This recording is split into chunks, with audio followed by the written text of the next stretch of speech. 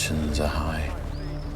Lawlessness and disorder claw at our gates. Welcome to WatchMojo UK, and today we're counting down our picks for the most interesting hidden details scattered throughout the newest House of the Dragon episode. I'll wager you think you're clever, don't you, Manderley? Well, you should know, I'm the clever one round here. Be warned, we won't spoil future House of the Dragon moments, but we may spoil the original series. Number 10. Tumbleton's true importance. In Rhaenyra's first scene, she seems pretty perplexed by the Green's choice to capture Tumbleton. It's no stronghold, it's a market town. Its lord is meek, its walls are poorly defended. Hightower may as well paint a rondel on his chest. Why? It's explained to her that they're trying to tempt her into burning a settlement that was originally loyal to her. He dares me to rain fire down on a seat that raised my banner. And the realm would name me Maegor Returned. They'd rise up against me, and the same gods who delivered me to the throne would rightly cast me down. In the books, it's not just bait, it's noteworthy for being one of the last stops before King's Landing when riding from the Reach. The Green's army was initially attempting to reach King's Landing, but took Tumbleton instead when Rhaenyra captured its capital. It's also a wealthy market town, so it is likely a gateway for tons of trade into King's Landing. Let's just send a dragon to keep vigil. Ormund may have the town under siege, but he shall not leave except I remove him. Number 9. Aegon vs Rhaenyra. Both Rhaenyra and Aegon have had extremely challenging times ruling Westeros. Aegon has been severely disfigured by his dragon, while Rhaenyra is making mistakes under the pressure. Only time will tell if Aegon and Rhaenyra will learn from their hardships, or if it will make them more spiteful and incompetent. They protest you, you know, out there in the city. I've seen vile words painted on walls. It's a fun and interesting dynamic to watch, making us excited to see whether Aegon will have a brilliant return and finally rule himself as opposed to simply being a pawn. Number 8. No Baratheons. In the novels, the Baratheons are a fairly crucial great house, especially during the closing days of the Dance of the Dragons. In the show, their importance has been minimized substantially. This has left viewers scratching their heads and wondering if the writers simply forgot about them. Thankfully, this episode reveals they didn't. A raven from Storm's End carrying more excuses from Lord Boros Baratheon. Their head, Boros Baratheon, has confirmed his allegiance to the Greens. We're told he's made a marriage pact with Aemond, but he mustn't be too loyal, as he's not shown up to help Ormund. After the stellar performance of Lionel Baratheon in A Knight of the Seven Kingdoms, we're itching to see another memorable stag.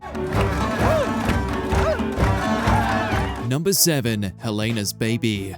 Aegon has been married to his younger sister Helaena for a few years. So far, the couple have had 2 children, Jaehaerys and Jaehaera. This episode revealed she's currently pregnant with her 3rd, who will probably be their last, given Aegon's severe burning. Helaena. If you remember, her first child, Jaehaerys, was assassinated by Blood and Cheese last season. A son for a son, he said. Or does she look like a f***ing son to you? This was a moment author George R.R. Martin heavily criticized for its adjustments, such as the exclusion of her 3rd child, Maelor. Thankfully, this episode proves they've not written the baby out completely, they've just delayed their birth, likely to minimize the use of child actors. Number 6. Daeron and Daemon parallels. Way back in the 3rd episode, King Viserys sent Daemon a message offering to aid his conquest of the Stepstones. This sent Daemon off the rails, as he's pretty self-conscious about relying on his brother. So he beat the messenger bloody.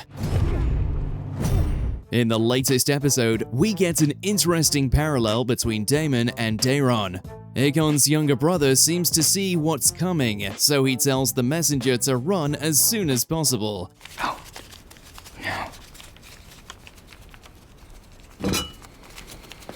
It's only a minor detail, but it highlights the differences between Daeron and his uncle, making us ponder if putting the former on the throne is actually a decent idea. Now, you must be king. Number 5. Daeron's dyed hair. Ormund has forced Daeron to dye his hair, hiding his distinctive white Targaryen locks. When dealing with those beneath you, you must be fair but firm. Yes, sir. You could assume it's simply to keep his identity secret. Their dynamic is more fleshed out in the show compared to the source material, but it's brilliantly fun to watch. As we've mentioned in earlier videos, dark-haired Targaryens have a horrible time in Westeros, as evidenced by the fate of Rhaenyra's children. All of these had naturally dark hair though, so it may not apply to Daeron. Don't get your hopes up though, given the mortality rate of dragon riders in the dance.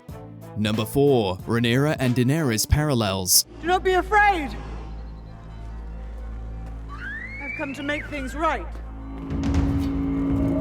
Author George R.R. Martin has stated his novels will lead to another major Targaryen civil war, reminiscent of the original Dance of the Dragons. We never saw this happen in the show, as her primary Targaryen rival, young Griff, was cut, being replaced by Cersei.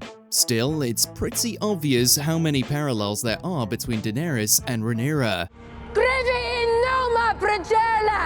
Daenerys' descent into madness is one of the most heavily criticized moments in TV history. Him killing me really bummed me out.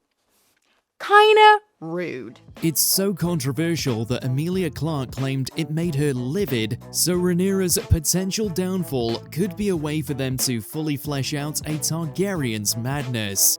Number 3. Control is an illusion. In the series premiere, we got a brilliant line from King Viserys, telling Rhaenyra that we can never fully control a dragon. The idea that we control the dragons is an illusion. This is rarely the case for the most experienced dragon riders, such as Daemon, but it's still not impossible. This was proven in today's episode, where we got to see Caraxes hunt down Sheepstealer all on his own. Daemon was incapable of stopping him, which felt like a callback to Viserys' iconic line.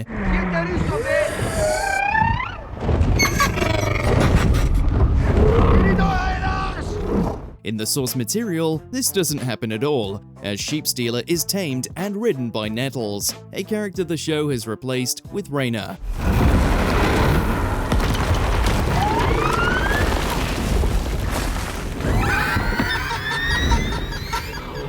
Number 2. Daeron and Aegon's parallels. This writing choice could also be motivated by criticisms of Game of Thrones.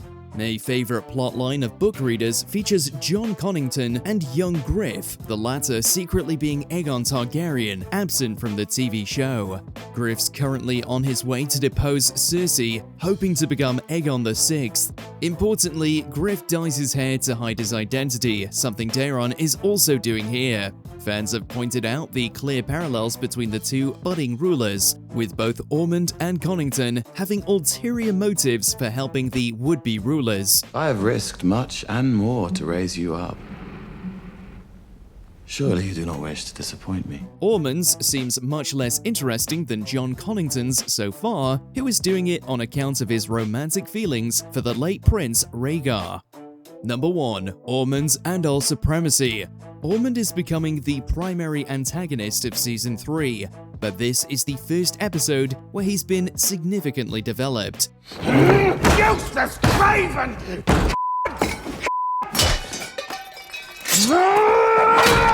The Hightower wants to put Daeron on the throne, but wants him to rule as a Hightower, not a Targaryen. You remain a Hightower, raised in the shadow of the citadel in the light of the starry sept.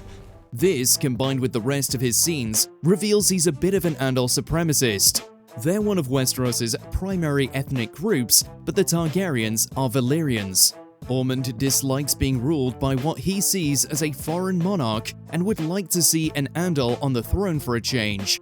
This entire arc is a show fabrication, but it serves to give Ormund some much-needed characterization. And now we begin. Did you learn something new about today's episode, or did we happen to miss something you didn't? Let us know in those comments below.